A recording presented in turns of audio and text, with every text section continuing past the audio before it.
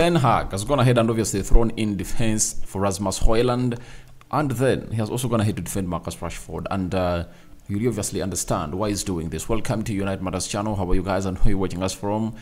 It's obviously a slow Sunday, no news, and we just have to come in here and obviously throw into you what exactly we have to be doing here onto the United Matters channel, because this morning you've not had anything apart from the player ratings that are really uploaded late in the night. And trust me, things are really going on as planned onto this channel, because Sunday is always very slow, but we happen to obviously coming through and bring you the latest news and information as far as Man United is concerned. Alan Shearer has found himself really having certain things to say about the club of Manchester United and Erik ten Hag, and Hannibal scoring his first goal for Man United has really gone ahead to obviously see him really put out a very touching fact about this club, and he loves it. Obviously ten Hag had a reason for not letting him go and leaving on loan. So we thank God for the gift of life. It's a Sunday, people have gone to church, others at home praying, and God is omniscient. So let's exalt him anywhere we are, and he'll obviously hail us to sit either takes us to the levels where we deserve to be. Now, yesterday Rasmus Hojlund was one of those that obviously found himself in a position of really scoring a goal and being unlucky.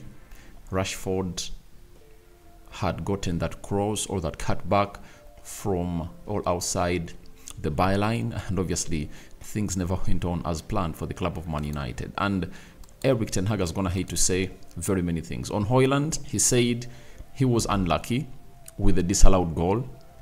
It would have been a great afternoon for him. It was not the case, but he will keep going. He's a strong character, as we are as a team, and we will push back. That is Rasmus Hojlund for you, and Erik ten Hag is going to have to say about him. And to me, I don't think that he got what we call enough service from these players. No way. However much we have gone ahead to put up 3 times or 2 times that Rashford tried to really create chances for him, but the number one aim for Marcus Rashford, or role for Marcus Rashford, is to feed his number 9. And every time he improvises like he did a lot yesterday, and it doesn't count for him and for the team, then you are going to come out and slate him. I don't remember anyone coming in through slating Marcus Rashford in the game of Nottingham Forest, but these slates have always gone ahead to come in through from the game of Arsenal, where he had 3 times to reduce his fellow players and he went in for his selfish effort. Though the first goal he scored was that, but the first goal, no one was in the 18 yards box area begging for that ball, and obviously Rashford has to improve on his end product. So that's why I tell that if you're talking about Rasmus Hojlund, he never got enough service. That is it. He never got enough service, but he showed us that he has given us what we've always gone ahead to miss at the club of Man United, especially as running, making those runs behind the centre backs, fighting for the ball, and doing everything was really concerned. And ten Hag obviously throwing in a defense for him, and that's what he is obviously saying. So ten Hag went ahead to add on and say that Diego Dalot played very well. Rashford and Rasmus Hojlund were a threat. They were good players on the pitch, but we didn't get the result we wanted. So I understand, but for a club like Man United, all you need is your players to obviously understand the assignment. I know we've gone ahead to lose games at Old Trafford, you know. People have said that we've lacked that urge to obviously find ourselves really getting back in the games. But the problem is, against Nottingham Forest, we are really clinical, you know. All the chances we created, we scored them. You know that very well. But the problem is, this time round, Marcus Rashford, who made quick decisions when you're playing Nottingham Forest, he couldn't make he couldn't make one when we were playing the side of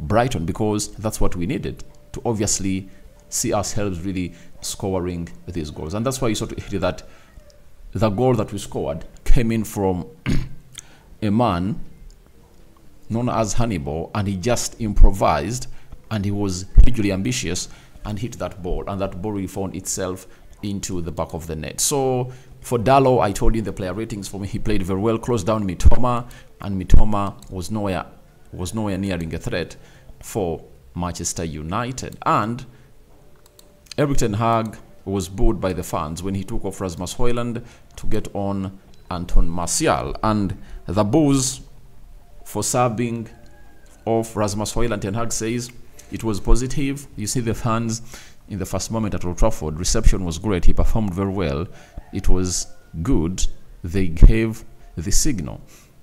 We'll give him belief. He came in with a small issue. He's not ready for a whole game. So for me, Rasmus Hojlund being taken off at that juncture, it's okay for me. You know why? He has not yet played 90 minutes in his game. And secondly, Ten Hag obviously saw that this game almost we lost it. And all what he had to do was to plan for the game of Bayern Munich. And he just went in to bring in players to see to it that this game really comes to an end. Because there are certain times you really agree that we've been unlucky.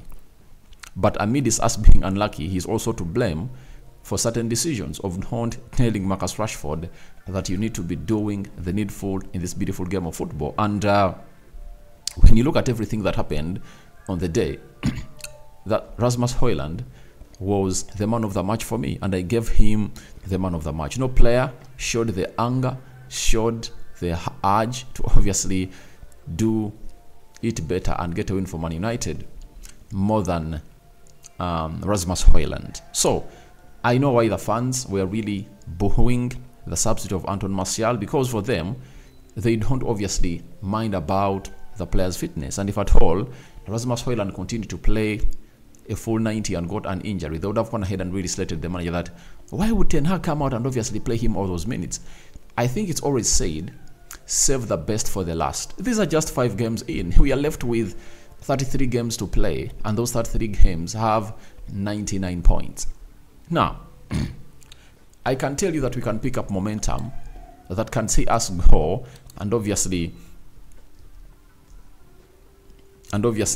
get where we deserve to be as a club of Manchester United, because I refer to Man City.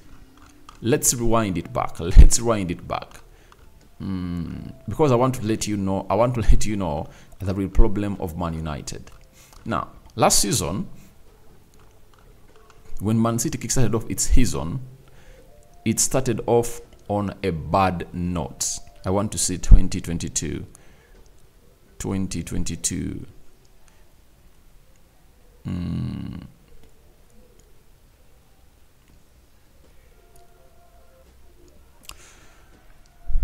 All right. Now I want to see when they kickstarted off the season. 2022 August, right? All right. This is how Man City started off its games. They lost to Liverpool in the FA Community Shield, you know. They won against West Ham. They won against Bournemouth. Those were 6 points. Then they drew with Newcastle, right? Those were how many? 1, 2, 3. Those were 7 in 3 games. They beat Crystal Palace. All right. So, when the start of the season, they are not matching Arsenal anywhere. You get? But guess what happened? What happened was simple. They went ahead and obviously gained momentum. And I will tell you that one thing we have to do right is simple. We should wait for this new doctor that is starting his job on Monday, because having all those injuries is unacceptable. That is it. Having all those injuries is unacceptable. 7 injuries of almost all the players that are needed in the team. It's unacceptable. A team might be having 2 or 3 injuries, that's okay. But 7. So, all what we need is to see that we get these players back. Varane is soon coming back. Mason Mount is coming back. Kobe Menu is returning soon. Sofian Amrabat, I don't know when he's really going to return, but I can tell you that as a team of Man United, we need to be doing better on injuries.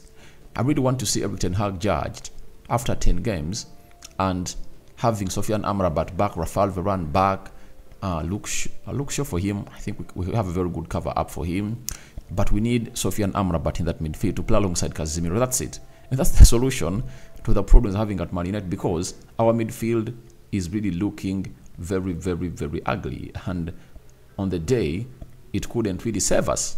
You know, it was porous and we couldn't really do ourselves the needful. That is it, coming in from the midfield of Man United. Now let's go to Alan Shearer and what he has to say about the club of Man United and what he thinks about this poor performance. See, I do have a little bit of sympathy with Erik ten Hag with all the serious external issues. Everything eventually filters down on the pitch. It is the club for sale or not for sale. He needs to know what is going on. The fans need to know. And obviously, Alan Shearer was really on point. That's the hugest problem we're having at Man United. It's all about the board not wanting to sell the club. This does not only affect the fans, but also the players on the field of play, because they're asking themselves, where is our future? Why don't they sell the club and we get in a new owner? Because these players are sunk into a mentality that the Glazers are the reason as to why you're really performing like this. And obviously they are right. So the Glazers need to find a way of getting out to really let everyone know whether they are selling or not. You know, at the beginning of the summer, Erik ten Hag was going to buy him Kim Min-jae. Kim Min-jae had accepted to come to Man United. We lost him. He wanted Harry Kane, you know, and the board was giving him all assurances that you're getting you Harry Kane. That is it. So, but we also blame Erik ten Hag is, how do you spend the money? Yet you knew the club had limited funds, close to 180 million pounds. How could you have gone ahead to utilize it? That's one of the mistakes Ten Hag has gone ahead to do at the club of Man United, because you can't allow yourself to obviously be in this way. I tell you, I let you know this. If you had that amount of money, first and foremost, you wouldn't have gone in for Onana. You would have gone ahead to keep David De Gea, right? After keeping David De Gea, because very many goalkeepers would have been available next season. After keeping David De Gea, he would have gone ahead to do the needful and obviously get in Kim Min-jae for the money we used to buy or to sign Onana. Get in Sofian Amrabat. You know, I see no reason as to why we're going to do for Mason Mount, because it was not the player we are really lacking that midfield. All we lacked was Sofian Amrabat to come obviously and really get us to the next level. The good thing is that Eriksson and Bruno Fernandes are not injury prone players. So all we needed was to get in Sofian Amrabat in that midfield first, then Casemiro to play alongside him, you see. Then you get in Rasmus Hojlund, and after selling Donny van de Beek and very many other players in the midfield, you would have gone ahead to really think of getting us to where we deserve to be by signing players like maybe Mason Mount and so on and so forth. But you see to it that even if you're having Mason Mount, he cannot obviously take you to where you deserve to be. And that is one of the most important bits that Erik ten Hag really missed out. And that's why some blame really goes to him, because of how he told the board to really sign these players. The sequence we used was really bad. So, for Hannibal, years of hard work into that moment to score a goal for this incredible club.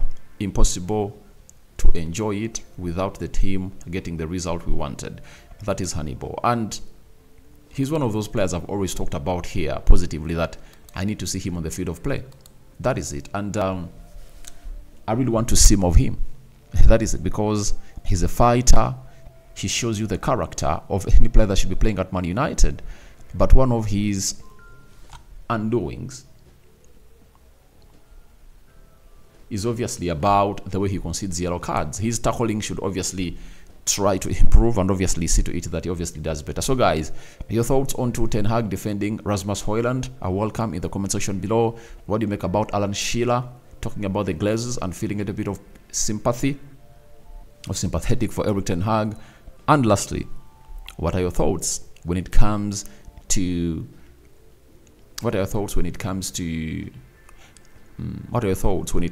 Hannibal and what he really had to do on the day when he came into the squad, his first goal for Man United, especially competitive goal.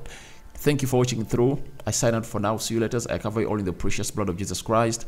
May the living true God bless you abundantly. I'm out.